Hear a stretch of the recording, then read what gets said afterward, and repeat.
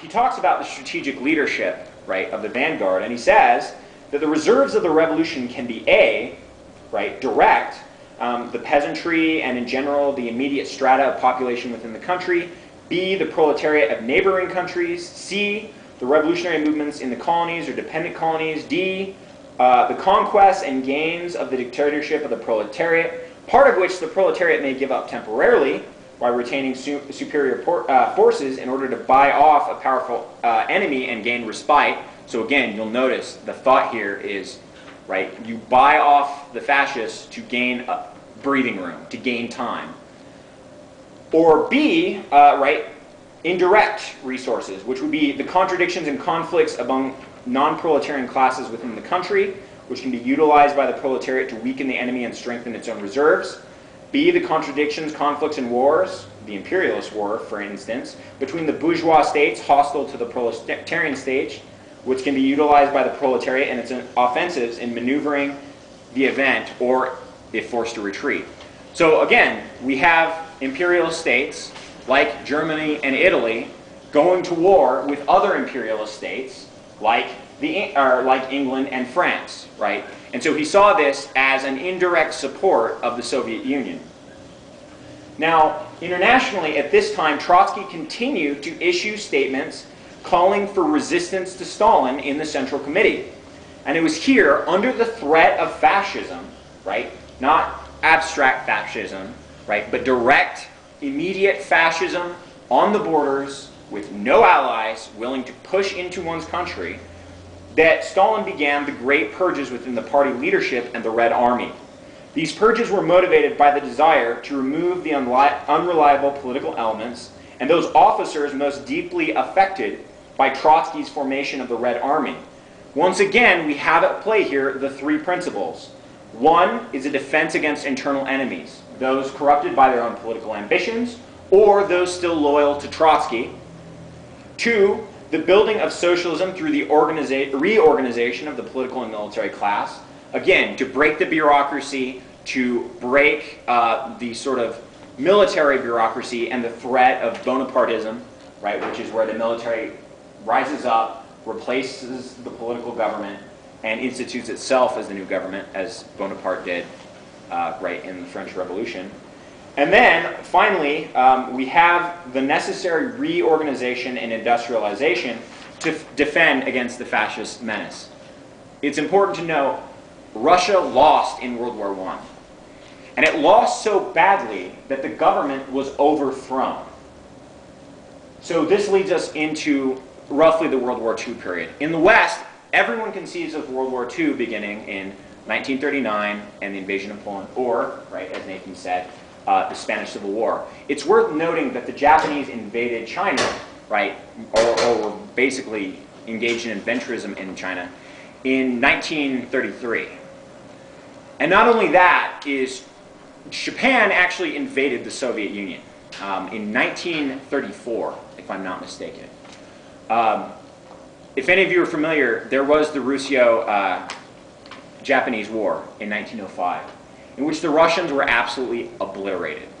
And they lost vast amounts of territory, they were beaten and driven back, and this in fact, once again, led to a revolution in 1905 that ultimately failed, right, the 1905 revolution. When the Japanese invaded the Soviet Union this time, they were absolutely destroyed. They were annihilated, they were decimated.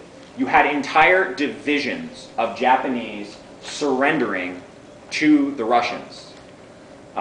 You'll notice the Japanese never invaded the Soviet Union in World War II. And there's a very good reason why they didn't, right? Because it seems quite simple. You have the Soviet Union that is, right, up to Moscow, right, fighting off the Nazis. It would seem a very simple thing, right, for Japan to invade, push through the other side, right, and take all of the natural resources and push its way into the industrial centers behind the Urals. The reason that they didn't is because they were so utterly smashed by the Soviet forces that they were hesitant of ever invading them again.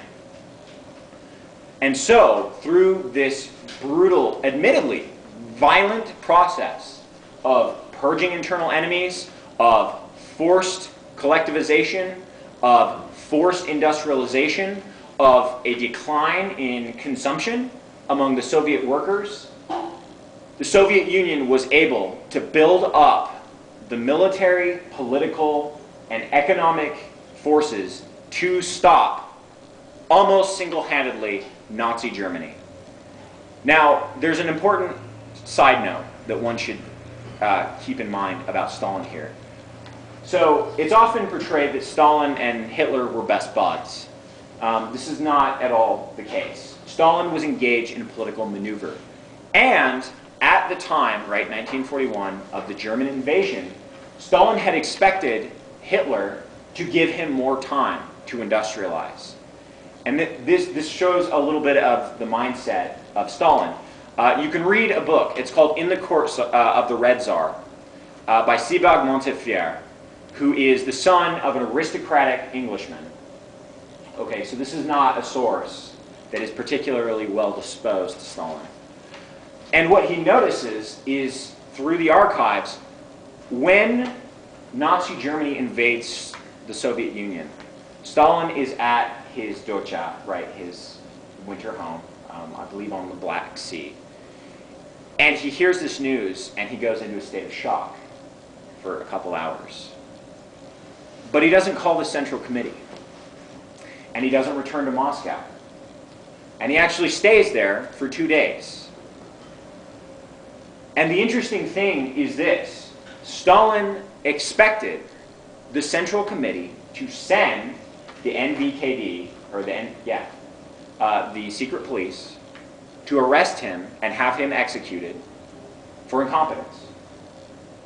He expected to be held responsible for his failure. And the very first thing he did when returning to the Central Committee was he tendered his resignation. That was the very first thing he did. Of course, at this time, right, the Central Committee, the Politburo, right, the political elites at the time, realized that they could not win this war without Stalin. The people were so well positively disposed to Stalin that if they removed him in the face of another figure, they imagined that many of the Russians, many of the Ukrainians, would actually join the Nazis to fight against them. And even in this case, many did join the Nazis to fight against the Soviet Union. Now, I don't want to get too much into the details of World War II, but let me say this. The invasion of Sevastopol, which was a single city, had more troops than all the troops that landed at D-Day. The number of troops in Stalingrad and Kursk combined was more than all of the troops fighting on the Western Front from the beginning of the war until D-Day. The Soviet Union single-handedly stopped the Nazis. By the time the Americans were landing in D-Day, because of the Battle of Stalingrad, which destroyed their infantry, and because of the Battle of Kursk, which destroyed their armor, the Germans were already in full retreat. So again, the Soviet Union, under the leadership of Stalin, the Marxist-Leninist leadership of Stalin, the rigorous party discipline, was able to stop the Germans where previously the Tsars were unable to. So after the war, and again, this is, once again, one should keep in mind the three principles. The negotiations with the Allies was done in good faith. He wholly expected the Allies to not continue to threaten the Soviet Union. He expected the Allies to hold to their agreements. And very quickly, it was found that this was a mistaken belief.